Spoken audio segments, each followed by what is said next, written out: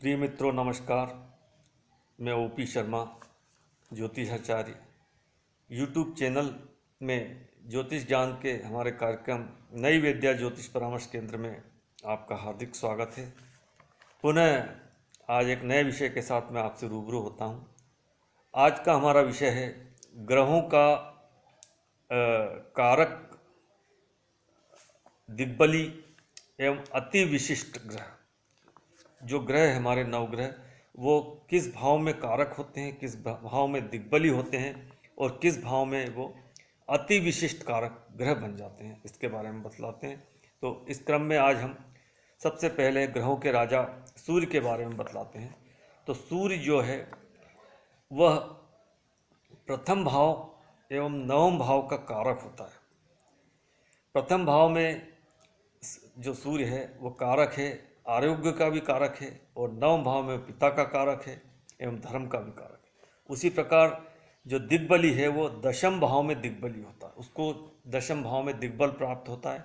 इसके अलावा जो सूर्य है उसको 11वें भाव में अति विशिष्ट कारक का सम्मान प्राप्त हुआ। अति विशिष्ट कारक कहलाता है 11वें भाव में। जब 11वें भाव में सूर्य होता है तो जातक शत्रुहंता योग बनाता है, सरकार से उसको लाभ मिलता है, काफ़ी मान सम्मान प्राप्त होता है, उसका कॉन्फिडेंस काफ़ी हाई होता है और दीर्घायु बनाता है। सभी प्रकार से उसको सम्मान मिलता है। कई किसी भी प्रकार की समस्या आने पर वह उससे निजात पा लेता है। तो इसलिए अति विशिष्ट कारक सूर्य को कहा गया है 11वें भाव में। और जो दिग्बली होता है वह दशम भाव में होता है, और कारक जो है वो लग्न में एवं नवम भाव में होता है। अब हम चंद्रमा की बात करते हैं। चंद्रमा जो है चौथे भाव का कारक होता है। चौथा भाव जो कि माता का भी भाव है, तो चंद्रमा को भी माता बोलते हैं, तो यहाँ वह कारक होता है। और दिग्बली भी यहीं चौथे भाव में होता है। तो जब चंद्रमा चौथे भाव में होता है तो उसका दिग्बल पूर्ण होता है, सर्वाधिक दिग्बल युक्त होता है चंद्रमा।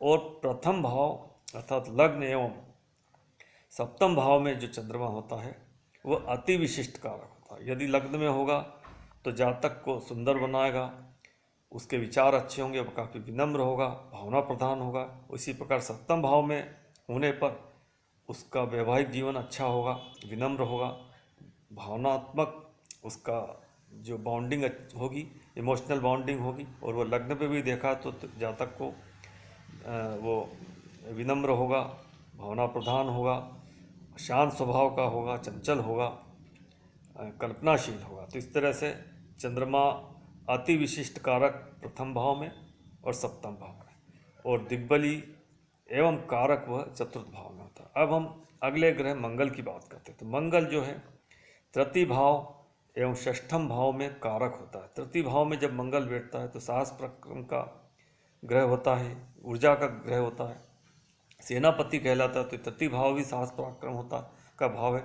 तो यहाँ जाके जातक बहुत साहसी हो जाता है और अपने बल से वह सफलता प्राप्त करता है, अति हिम्मती होता है जातक। इसी प्रकार षष्ठम भाव में जब मंगल होता है तो वह रोग ऋण शत्रु हाउस ऑफ लिटिगेशन स्पर्धाओं में विजय प्राप्त करता है और शत्रुहंता योग बनाता है। तो इस तरह से ये तृतीय एवं षष्ठम भाव में कारक, और दिग्बली ये दशम भाव में होता है। तो दशम भाव में दिग्बली होने से इसको दिग्बल पूर्ण दिग्बल प्राप्त होता है और बहुत ही ये अपने काफ़ी ऊर्जा के साथ कार्य करता है व्यक्ति। अगर दशम भाव में जब मंगल होगा तो अपने प्रोफेशन में, नौकरी में, व्यवसाय में काफ़ी ऊर्जा के साथ काम करता है, ऊर्जावान होता है। इसी प्रकार जो अति विशिष्ट कारक है मंगल, वह भी दशम भाव में होता है। तो मंगल के दशम में बैठने से उस पर लग्न पर दृष्टि पड़ती है और यहाँ पर जातक को थोड़ा एग्रेसिव जरूर बनाता है, लेकिन काफ़ी ऊर्जावान होता है और अपने व्यवसाय में बहुत ही ऊर्जा के साथ फुर्ती से वो अपने कार्यों को सबका संपादन करता है। अब हम बुद्धि की बात करते हैं। बुद्धि का कारक, ज्ञान शिक्षा का कारक जो ग्रह है चतुर्थ भाव एवं दशम भाव में यह का कारक हो जाता है। चतुर्थ भाव में एवं दशम भाव में तो ये कारक होता है और दिग्बली ये लग्न में होता है। इसी प्रकार अति विशिष्ट कारक ये 11वें भाव में होता है। जहाँ सूर्य होता है उसके आसपास ही बुध होता है, तो अति विशिष्ट कारक ये 11वें भाव में होता है। तो अगर चतुर्थ भाव में एवं दशम भाव में तो ये बिजनेस का कारक होता है, व्यवसाय का कारक होता है। और जब चतुर्थ भाव में होता है तो ये शिक्षा का कारक बन जाता है, व्यक्ति शिक्षित होता है। उसी प्रकार अति विशिष्ट कारक ये 11वें भाव में होता है, जातक को बहुत मान सम्मान दिलाता है। और यहीं पर बुधादित्य योग जब बनता है तो व्यक्ति को समाज में मान सम्मान मिलता है, धन संपदा प्राप्त होती है, व्यवसाय में आजीविका में उसको तरक्की मिलती है, धनवान होता है। अब हम ज्ञान के कारक ग्रह गुरु की बात करते हैं। तो गुरु जो है वह द्वितीय भाव, पंचम भाव, नवम, दशम एवं 11वें भाव में का तो एक कारक होता है। और दिग्बली ये लगन में होता है। और ये अति विशिष्ट जो है वो पंचम भाव एवं नवम भाव में होता है। तो जब पंचम में और नवम में होता है तो व्यक्ति को बहुत आध्यात्मिक उन्नति दिलाता है। पंचम में होता है या नवम में होता है तो इसका तीनों त्रिकोण पे असर होता है और लाभ भाव पर भी असर होता है। जबकि गुरु जो है धन का कारक है, ज्ञान का कारक है, गृहस्थी का कारक है, पुत्र पौत्र का कारक है, मान सम्मान का कारक है। तो यहाँ पर ये अति विशिष्ट कारक पंचम में और नवम में हो जाता है। और द्वितीय, पंचम, नवम, दशम, 11, 11 भाव में ये कारक होता है। और दिग्बली लगन में होता है। लगन में जब बैठता है तो जातक व्यक्ति को काफ़ी चरित्रवान माना जाता है, सलाहकार माना जाता है और वो कभी भी गलत काम ना करेगा। इस तरह से ईमानदार, मर्यादित, न्यायप्रिय आदि सब तमाम जितने भी अच्छे कॉम्प्लीमेंट्स होते हैं, यदि लगन में गुरु हो तो हम उसको कह सकते हैं।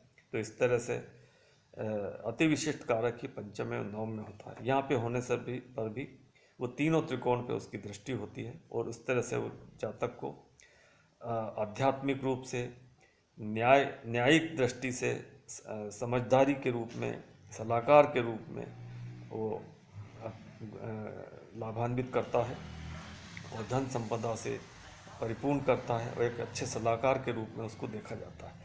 अब हम शुक्र की बात करते हैं। तो शुक्र जो है सप्तम का कारक होता है, विवाह का कारक होता है और चतुर्थ भाव में वो दिग्बली होता है। वाहन का, ऐश्वर्य का, भोग का, स्त्री का, वीर का, लग्जरी का कारक होता है गुरु, जो कि चतुर्थ भाव में दिग्बली होता है। सप्तम भाव का तो कारक ही विवाह का, मेल के लिए या फीमेल के लिए विवाह का कारक तो शुक्र ही होता है। और 12वें भाव में यह अति विशिष्ट कारक हो जाता है। 12वां भाव जो कि व्यय का होता है और शैया सुख का होता है। तो यहाँ शुक्र का होना जातक काफ़ी सुखी रहता है, वैवाहिक जीवन अच्छा होता है उसका। तो शुक्र का यहाँ पे विराजमान होना जातक का गृहस्थ सुख, विवाह सुख का उसको पूर्ण सुख मिलता है और अपने ऊपर खर्च करता है और उसका जो जीवन होता है वो लग्जरियस होता है और का सारे समस्त प्रकार के सुख सुविधाएं उसको, सांसारिक सुख सुविधाएं उसको प्राप्त होते हैं। अब हम शनि की बात करते हैं। तो शनि जो है वह छठे, 8वें, 10वें, 12वें भाव का कारक होता है। छठे, 8वें, 10वें, 12वें भाव में तो ये कारक होता है।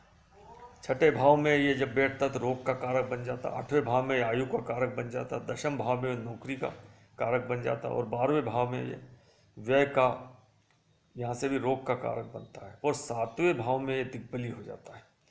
इसी प्रकार तृतीय एवं षष्ठम भाव में यह अति विशिष्ट कारक हो जाता है। तृतीय एवं षष्ठम भाव में शनि जो है अति विशिष्ट कारक। तृतीय भाव में यदि शनि हो तो जातक साहसी होता है, पराक्रमी होता है, अपने मेहनत से सफलता प्राप्त करता है।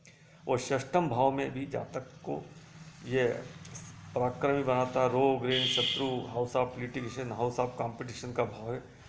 तो यहाँ जातक को साहसी बनाता है, पराक्रमी बनाता है, शत्रुओं पर विजय दिलाता है और मुकदमेबाजी में भी विजय दिलाता है, स्पर्धाओं में विजय दिलाता है।